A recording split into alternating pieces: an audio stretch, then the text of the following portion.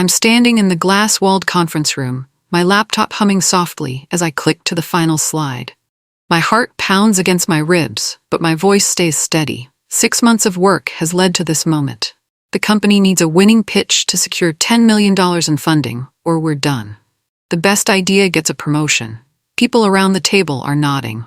Someone actually starts clapping before I finish. My data is solid, my market research flawless. I've rehearsed this presentation until I could deliver it in my sleep.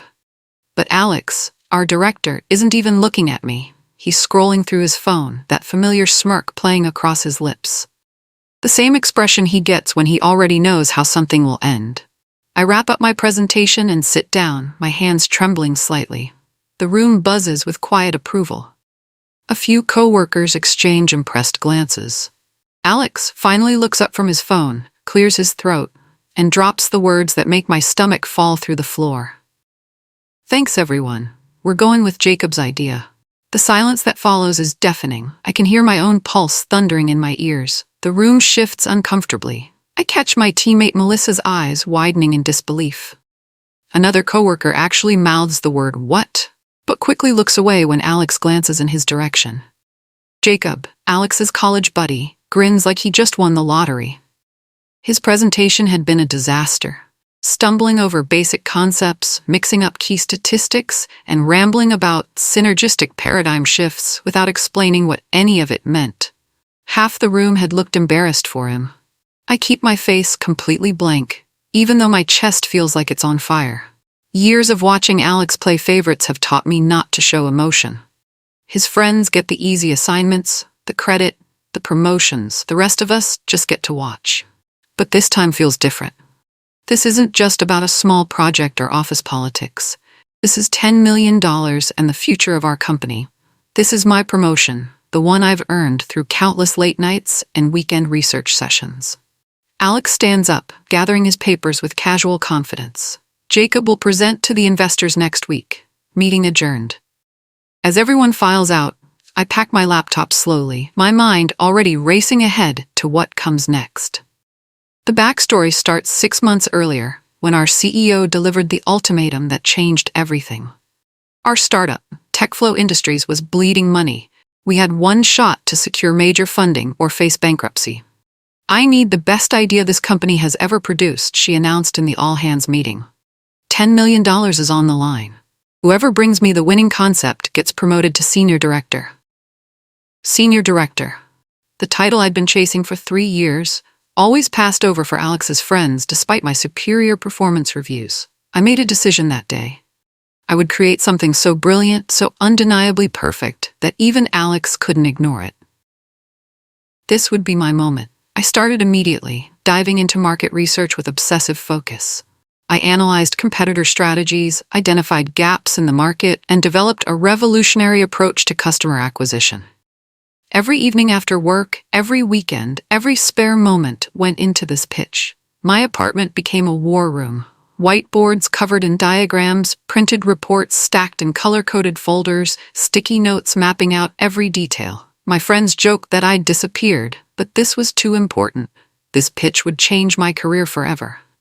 I just didn't know how much. While I poured my soul into research and development, Jacob took a very different approach. See him leaving early for strategy sessions that looked suspiciously like golf dates with Alex. Their laughter echoed from Alex's office during what should have been work hours. "How's your pitch coming along?" I asked Jacob one day in the break room. He shrugged, stirring sugar into his coffee. "Oh, you know me. I work better under pressure. I'll probably just wing it." He said this like it was a joke, but his casual confidence made my stomach turn. Wing it? With $10 million at stake? Meanwhile, I was losing sleep over every detail. I'd wake up at 3 a.m. with new ideas, scribbling notes on my bedside notepad. I researched our potential investors' backgrounds, their previous investments, their stated priorities. I built financial models showing projected returns over 5 years. My presentation became a masterpiece of preparation and strategy. Every slide flowed perfectly into the next. Every potential question had a researched answer. Every chart and graph told part of a compelling story about our company's future. But as presentation day approached, I couldn't shake a growing dread. Alex's favoritism was legendary in our office. Would merit matter this time? Alex, our director, has a reputation that everyone knows but nobody talks about openly. His friends get the easy projects, the public praise, the promotions that should go to more qualified candidates. The rest of us do the actual work while his inner circle reaps the rewards. I've watched this pattern for 3 years. When Tommy needed help with a client presentation, Alex assigned his golf buddy Marcus to supervise, then gave Marcus credit for the successful outcome. When the company won a major contract I developed, Alex made sure his college roommate led the implementation team. It's not subtle. During team meetings, Alex's friends get called on first, their ideas praised enthusiastically. The rest of us get polite nods and will consider that responses that mean nothing. But I've never had stakes this high before. A $10 million investment and a promotion that could change my entire career. Surely with the company's survival on the line, merit would have to win over friendship. I watch Alex joke with Jacob in the hallway, their easy camaraderie a reminder of bonds I'll never share. They have history, shared experiences, the kind of trust that comes from years of mutual benefit. All I have is 6 months of perfect preparation.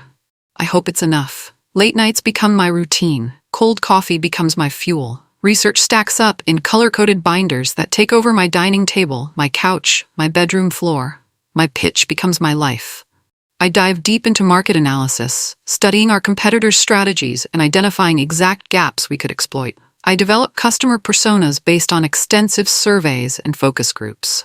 I create financial projections that account for every possible variable. Every slide gets revised dozens of times. Every transition gets practiced until it flows like natural conversation. I rehearse in front of my bathroom mirror, timing each section to the second. My social life disappears completely. Friends stop inviting me to dinner because they know I'll cancel. My apartment becomes a workspace where I eat takeout while reviewing industry reports. But it's worth it. My presentation is becoming something extraordinary. Not just a pitch, but a complete blueprint for our company's transformation. Every detail is researched. Every claim is backed by data. Every recommendation is practical and achievable. I'm building something Alex's favoritism can't touch. Something so obviously superior that even he'll have to acknowledge it. Or so I think. Jacob spends his preparation weeks very differently.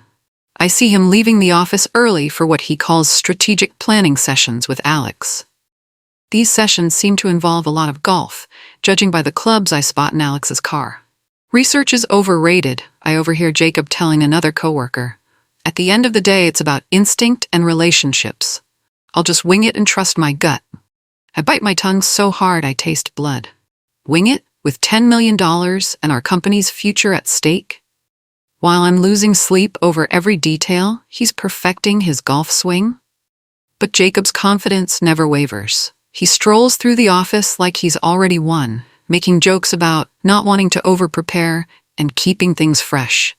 Alex laughs at everything Jacob says, encouraging his casual approach. You know what I love about Jacob? Alex tells a group of us during a team lunch. He doesn't get bogged down in details, he sees the big picture. I want to point out that details matter when you're asking for $10 million. That investors expect thorough analysis, not gut feelings. That big picture thinking without supporting data is just expensive guessing. Instead, I smile politely and return to my research.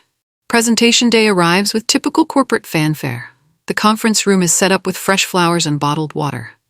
Our CEO sits at the head of the table, flanked by senior executives who will help judge the pitches. I go first. Every word I've practiced flows smoothly. My slides are crisp, my data compelling. I field questions with confidence, drawing on months of preparation. When I finish, the room erupts in genuine applause.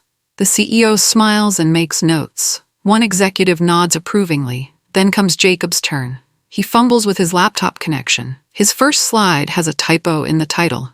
He stumbles over basic terminology, at one point calling our target demographic millenniums instead of millennials. His financial projections make no sense. He's confused quarterly and annual figures. The room grows increasingly uncomfortable. People stare at their hands or check their phones. One executive winces when Jacob mispronounces entrepreneur 3 different ways in the same sentence. His presentation is buzzwords strung together with nervous laughter, synergistic paradigm shifts, and revolutionary disruption without any substance behind them. Half the room looks embarrassed for him. But Alex watches the disaster with calm detachment, like he's seeing a movie he's already watched. Alex doesn't deliberate. He doesn't even pretend to consider the options or ask for input from other executives. The moment Jacob sits down to scattered, polite applause, Alex is already reaching for his papers.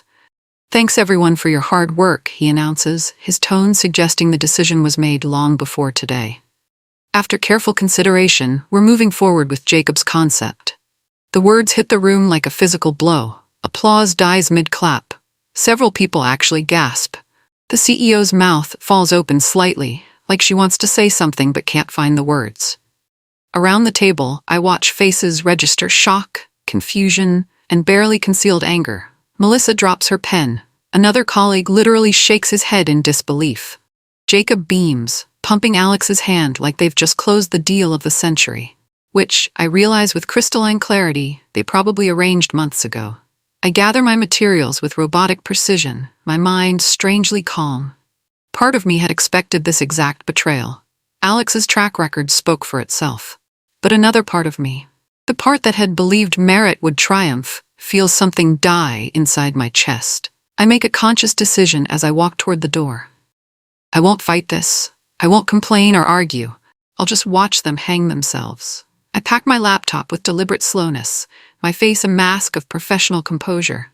No eye contact with Alex or Jacob, no dramatic exits or angry words. Inside, though, I'm already deciding my next move. I won't sabotage Jacob's presentation to the investors.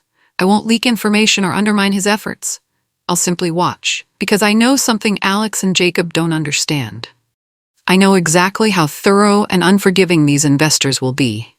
I know what questions they'll ask and what level of preparation they'll expect. And I know Jacob's wing-it strategy is about to meet the reality of $10 million in scrutiny. As I walk past Alex's office, I catch a glimpse of him and Jacob already celebrating with coffee and laughter. They think they've won something. They think friendship trumps competence. They're about to learn otherwise. The next few days pass normally for me. I complete my regular assignments, attend my scheduled meetings, and maintain my professional demeanor. Colleagues occasionally give me sympathetic looks or ask how I'm doing, but I just smile and change the subject. Meanwhile, Jacob swagger around the office like he's already secured the funding. He makes jokes about saving the company and accepts congratulations from Alex's friends. But I notice he's not actually preparing for the investor meeting. No late nights, no research materials, no practice sessions.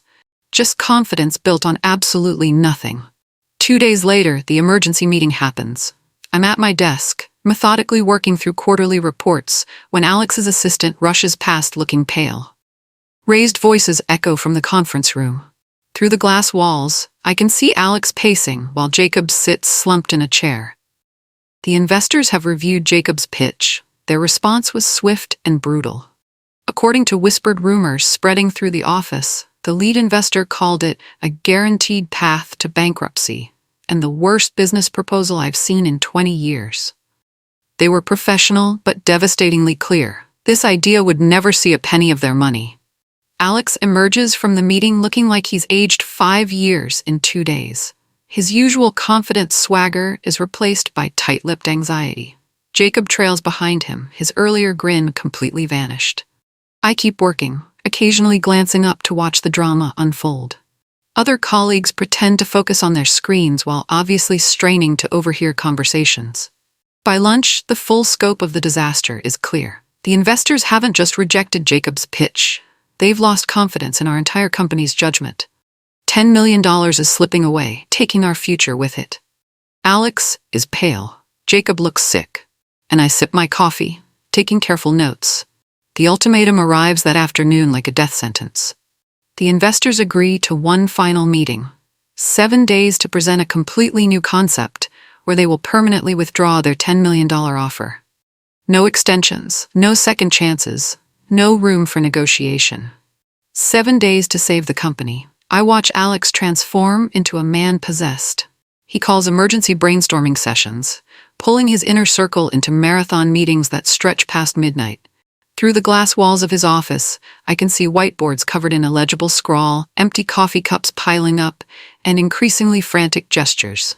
Jacob is notably absent from these sessions. Word spreads that he's been temporarily reassigned to other projects. Corporate speak for being thrown under the bus by his best friend.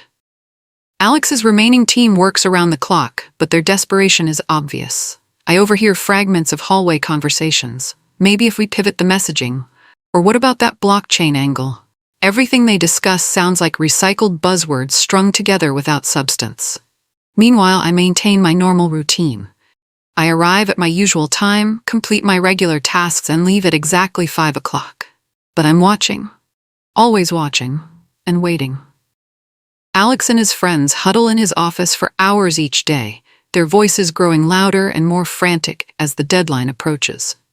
Through the glass walls, I can see whiteboards covered with illegible notes, coffee cups multiplying like mushrooms, and body language that screams desperation. Their brainstorming sessions produce nothing but garbage ideas, poorly disguised as innovation. I catch fragments of their conversations in the hallway, discussions about revolutionary paradigm shifts and disruptive blockchain solutions that sound exactly like the meaningless buzzwords that destroyed Jacob's original pitch. None of them seem to understand that investors want concrete plans, not corporate jargon. They want detailed financial projections, not vague promises about exponential growth potential. I sip my coffee and take notes on their increasingly panicked behavior.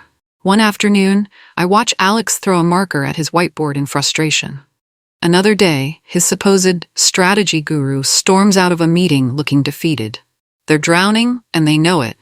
But their egos won't let them admit the obvious solution. The clock keeps ticking. 7 days become 6, then 5, then 4. And still, they produce nothing but desperate variations of the same failed approach that got them into this mess.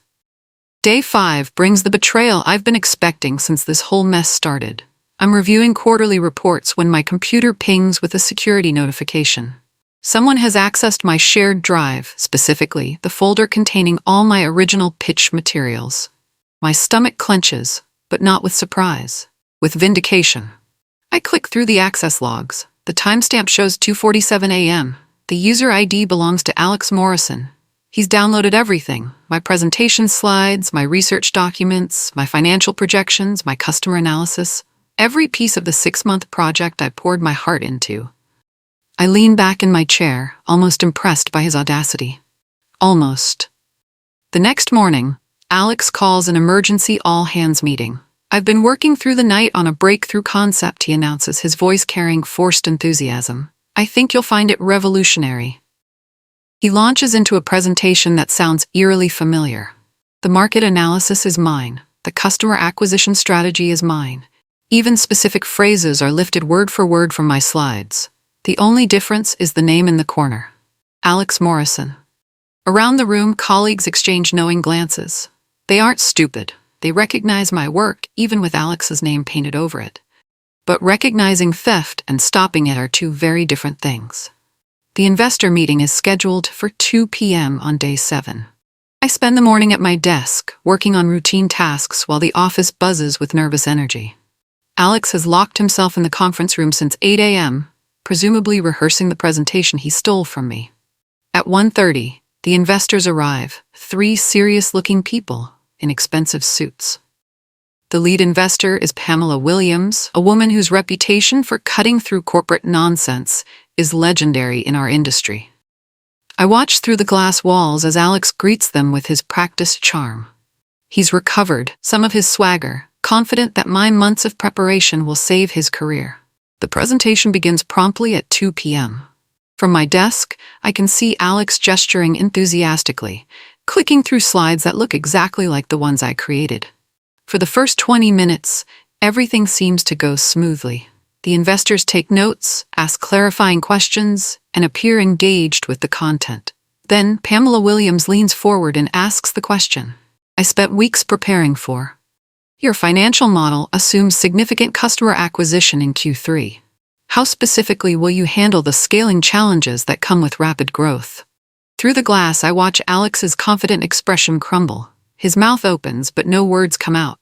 He'd stolen my slides, but not my preparation. Alex's face goes blank as Pamela's question hits him. He stares at his laptop screen like the answer might magically appear, but there's nothing there except stolen slides he doesn't understand. Well, he stammers, sweat beginning to show on his forehead. The scaling, that is our approach to scaling challenges. His voice trails off into meaningless corporate speak. Pamela Williams' pen stops moving. Her colleagues exchange looks that could freeze water. Could you be more specific? She presses, her voice deadly calm. What's your customer service staffing plan? Your quality assurance protocols? Your infrastructure timeline? These are exactly the questions I anticipated and prepared for.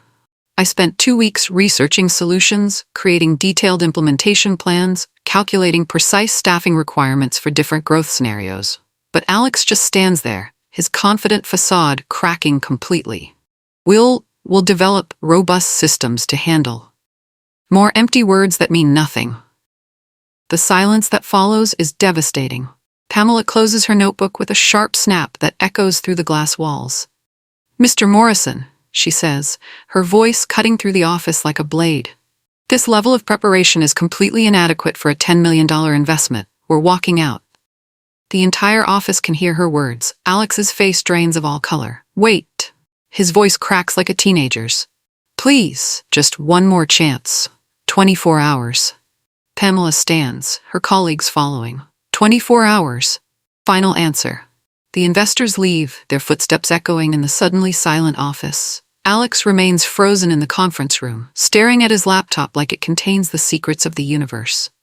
The rest of the afternoon passes in suspended animation.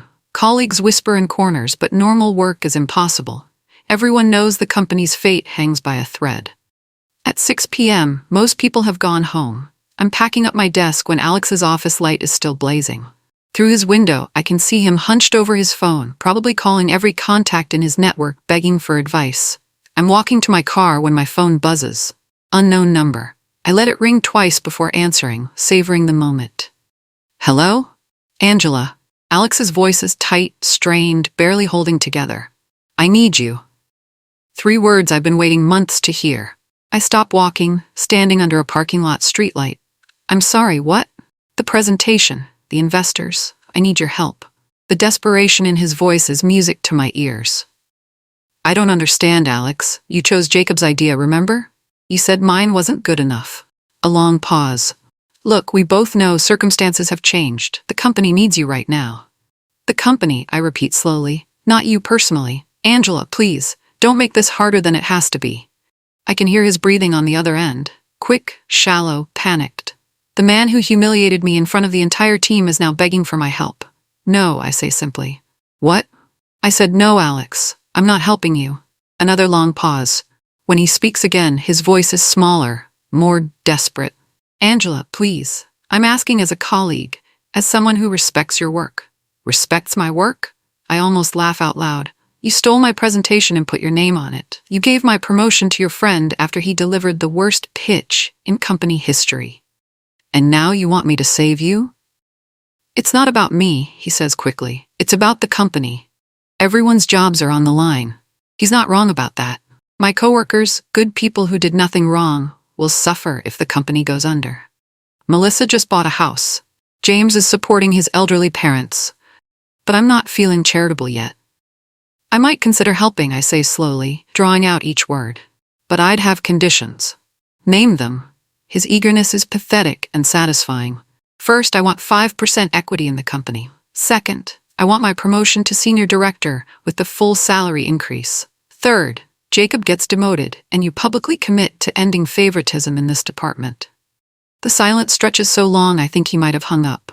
5% equity? Alex's voice is strangled. Angela, that's worth millions if we get this funding. Yes, I say calmly, enjoying every second of his panic. It is. And the promotion was promised to whoever brought the winning idea. My idea, the one you stole.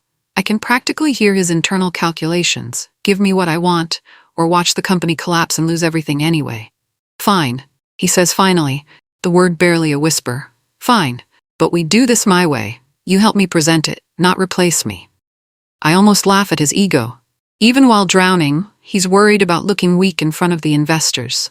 No deal, I say firmly. Either I present my work myself, or you figure it out alone. Another agonizing pause. But the investors specifically asked for you? They asked who really created the concept.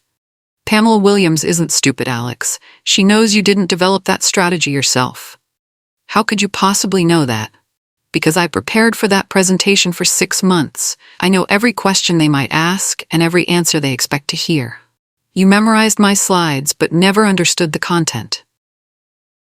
The truth of this settles between us like a heavy stone. As I hang up, I can practically hear his thoughts.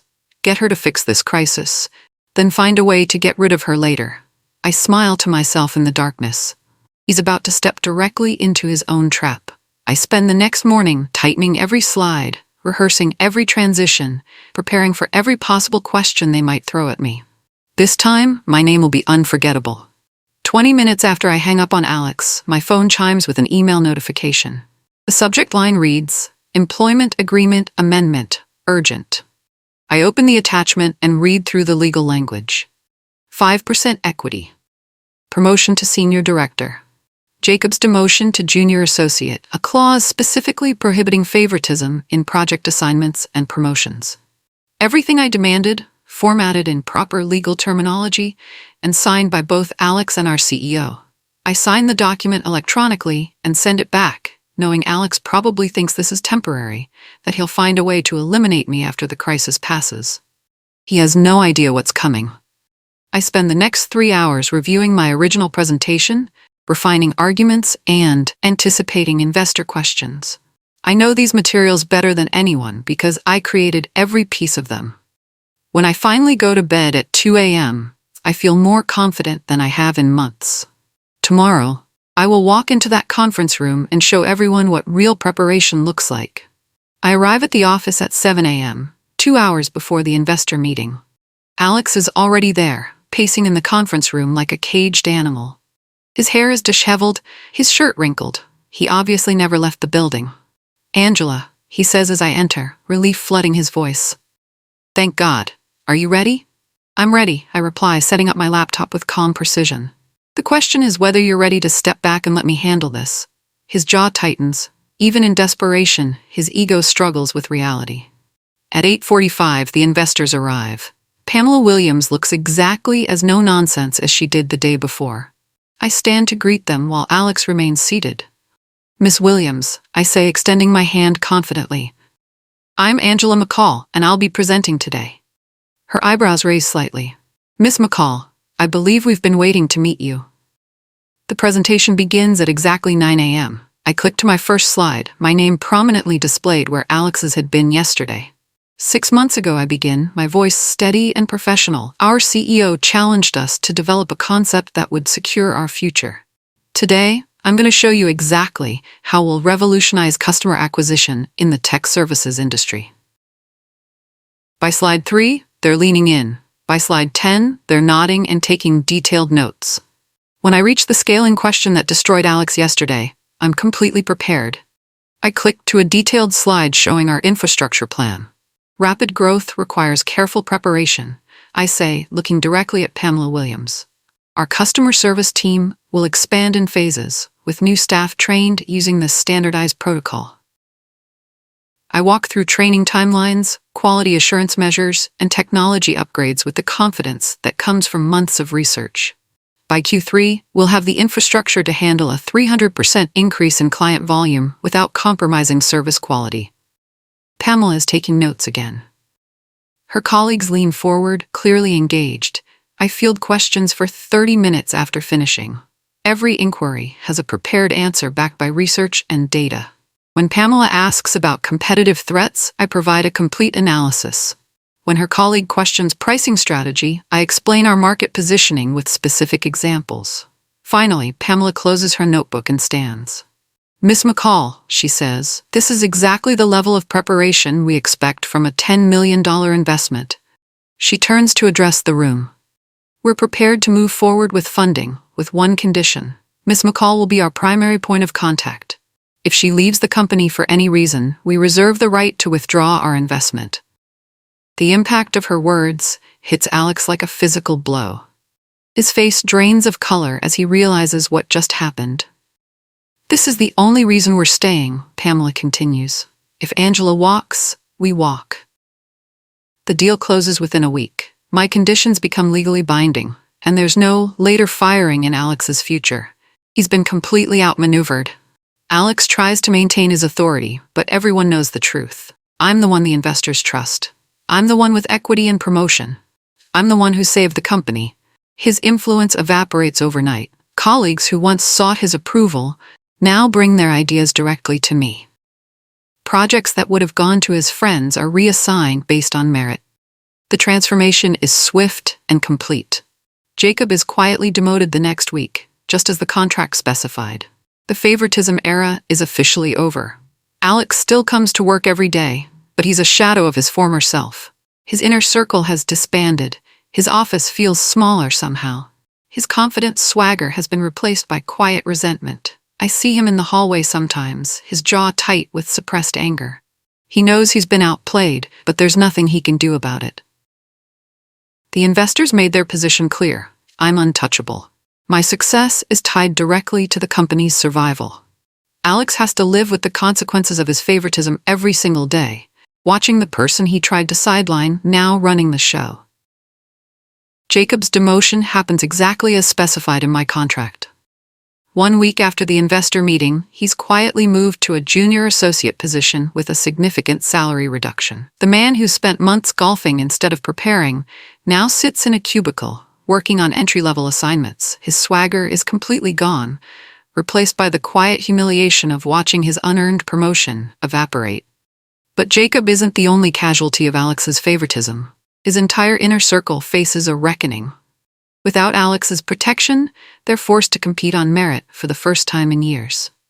Some rise to the challenge, discovering work ethic they never needed before. Others struggle without the advantage of personal connections. The office culture transforms completely. People compete on ideas and execution rather than relationships.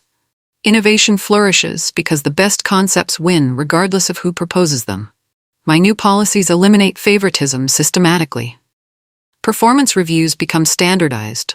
Project assignments follow clear criteria. Promotion requirements are transparent and objective. Alex watches this transformation with barely concealed fury, but he's powerless to stop it. Every policy change is backed by the CEO, who's seen firsthand what favoritism nearly cost the company. The favoritism era is officially dead and buried. I walk into my new office every morning. Corner location, floor-to-ceiling windows, and a view of the city skyline. The nameplate on my door reads, Angela McCall, Senior Director. Bigger desk. Bigger paycheck. 5% equity that's already worth millions thanks to our successful funding round. The transformation is complete. Alex's attempt to steal my work and elevate his friend has backfired spectacularly, handing me everything I worked for and more. 3 months later, our customer acquisition numbers exceed projections by 40%. Client satisfaction reaches all-time highs. The investment funds are deployed exactly as planned, generating the returns we promised. Sometimes I pass Alex in the hallway. He avoids eye contact, his shoulders slightly hunched, his confident stride replaced by hurried steps. I don't even look up. The girl who was told her pitch wasn't good enough is now running the department. The woman who was passed over for promotion is now an equity partner. The employee who was humiliated in front of colleagues is now untouchable. Alex still works here, a daily reminder of what happens when favoritism meets merit. He has to watch me succeed every single day, knowing he handed me this victory himself. The best part? He can't do anything about it. The investors made their position crystal clear. If I walk, they walk. I've secured not just my place in the company, but the respect Alex could never fake. And every morning when I see my name on that office door, I remember exactly how I earned it. Justice served. Game over. I win.